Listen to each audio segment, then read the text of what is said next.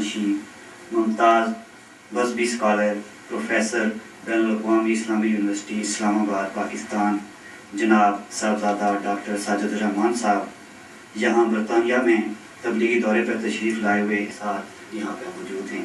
جی doctor صاحب بہت شکریہ آپ کا. بہت شکریہ جی. آپ لوگوں نے مجھے یہ موقع مرحمت فرمایا کہ یہاں برطانیہ میں رہنے والے مسلمانوں سے مخاطب ہو سکوں. جن کا یہاں پہ ان لوگوں کے لیے بہت ضروری ہے کہ ان کو پتہ ہونا چاہیے. میں حاضر. سب سے پہلے تو آپ یہ بتائیں کہ آپ کی ابتدائی زندگی آپ کے آبا و اجداد والدین اور آپ کی اپنی جو تعلیم ہے اس کے بارے میں تھوڑا سا بتائیں.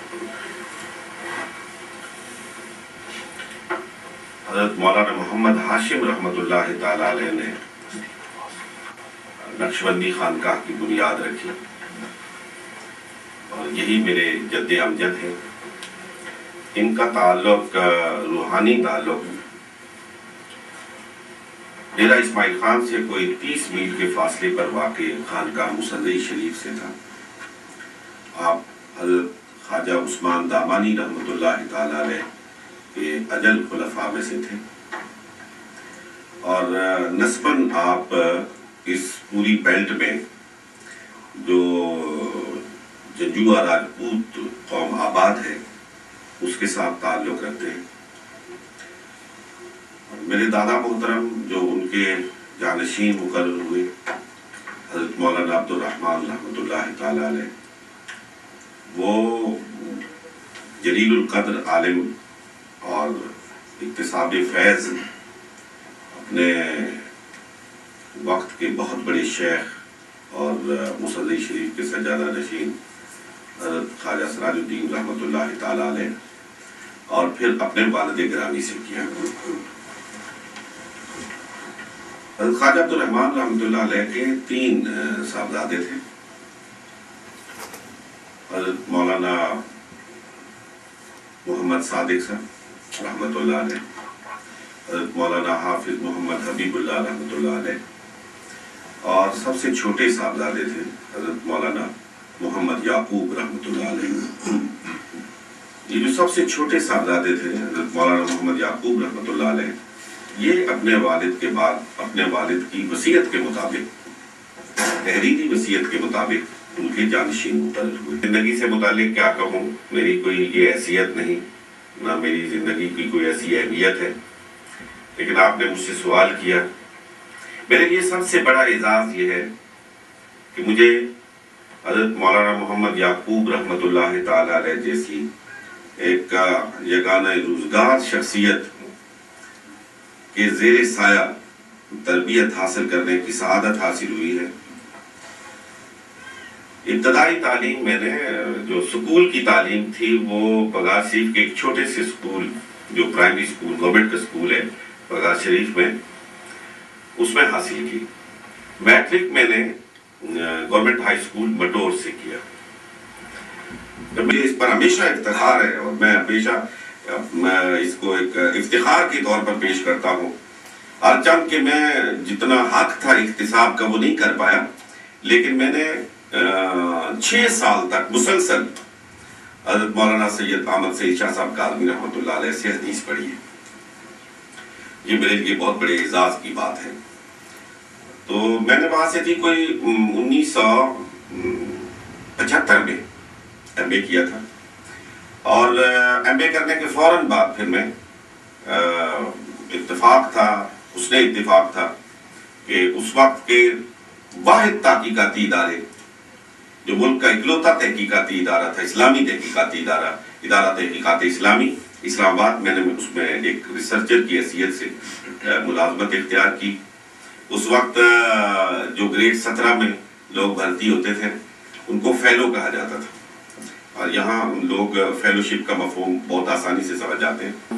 اس دوران مجھے کچھ لکھنے پڑھنے کا موقع ملا ہے، کچھ مضامین لکھنے کا موقع ملا ہے، کوئی تقریباً 30-32 کے لگ بھگ کوئی ریسرچ پیپرز ایسے ہیں جو مختلف ریسرچ جرنلز میں شائع ہوئے ہیں. اور اس کے ساتھ الحمدللہ میری کچھ کتابیں ہیں جن کو یونیورسٹی نے شائع کیا ہے، جن میں سے میں بطور نمونہ جن کا نام لے سکتا ہوں ان میں ایک تو ہے اسلامی معاشرے کی تاسیس و تشکیل، ایک ہے اندلس کی اسلامی میراث، اور ایک میں کو آتھر کی حیثیت سے کام کرتا رہا، وہ تھی قصاص اور دیت پر۔ اسی طرح چھوٹا موٹا کام الحمدللہ جاری ہے اور اب بھی اسی ادارے کے ساتھ وابستہ۔ جی ڈاکٹر صاحب، اب کچھ ایک دو سوالات دارالعلوم یعقوبیہ کے بارے میں کہ اس کی بنیاد کب رکھی گئی اور بچوں کی تعداد کتنی ہے، اور اس کا نصاب اہلیت داخلہ سہولیات کے بارے میں ہمارے ناظرین کو کچھ تھوڑا سا بتا دیجیے اچھا ہوگا کہ انجمن محبین مشائخ بغداد شریف برطانیہ کے بارے میں ہمارے ناظرین کو مختصراً تھوڑا سا بتا دیجیے۔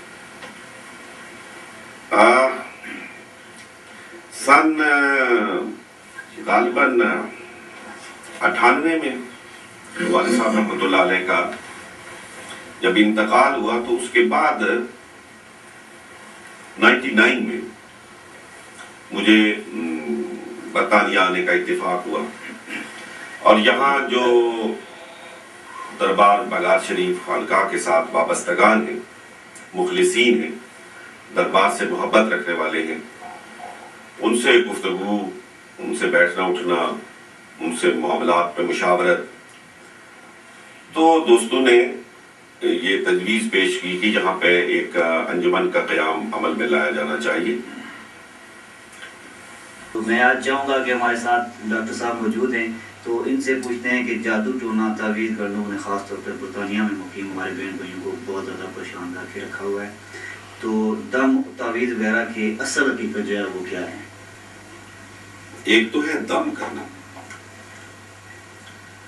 دم کرنے کا مطلب یہ ہوتا ہے کہ کوئی آیت کریمہ پڑھ کے، کوئی وظیفہ پڑھ کے آپ کسی کی صحت یابی کے لیے اسے پھونکتے ہیں، دم کرتے ہیں۔ یہ تو نبی کریم صلی اللہ علیہ وآلہ وسلم کی سنت مطہرہ سے ثابت ہے۔ حضور سرور کونین صلی اللہ علیہ وسلم معوذتین پڑھ کے، آخری صورتیں پڑھ کے سیدنا حسن اور سیدنا حسین رضی اللہ تعالی عنہما کو دم فرمایا کرتے تھے۔ یہ کوئی غیر شرعی بات نہیں ہے اور خلاف سنت بات نہیں ہے۔ کلیریفائی کرنا چاہتا ہوں کہ وہ دم ہو، وہ بالکل جائز تعویذ ہو، یا یہ جادو ٹونا ہو، اس پر کسی قسم کی کسی بھی حوالے سے اجرت طلب کرنا وہ شرعاً ممنوع ہے، شرعاً ناجائز ہے، حرام ہے۔ عظیم شاعر، ادیب اور روحانی شخصیت جناب حضرت پیر نصیر الدین نصیر صاحب کے قریبی دوستوں میں آپ کا شمار ہے، تو ان کی زندگی کے بارے میں، اس کے علاوہ ان کا نماز جنازہ بھی پڑھانے کا جو اعزاز آپ کو حاصل ہے، تو ان کی جو زندگی تھی اس کے بارے میں تھوڑا بہت بتائیے۔ دیکھیے جی، گزارش یہ ہے کہ پیر صاحب رحمۃ اللہ تعالی علیہ تو ایک بڑی پہلودار شخصیت تھی، ہمہ پہلو شخصیت تھی، ہمہ جہت شخصیت تھی۔ ان پر گفتگو کرنے کے لیے تو بہت لمبا وقت چاہیے۔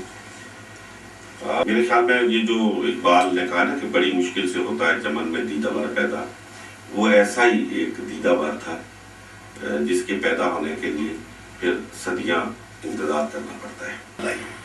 یہ پیر نصیر الدین نصیر، اللہ رب العالمین ان کے مزار پر کروڑوں رحمتیں اور برکتیں نازل فرمائے کہ دیکھیں ان کی پرورش ہوئی حضرت بابو جی صاحب رحمۃ اللہ علیہ کی گود میں، ایک ولی کی گود میں، اور انہوں نے کمال شفقت سے ان کو سرفراز فرمایا، ساری دنیا میں پھیرا۔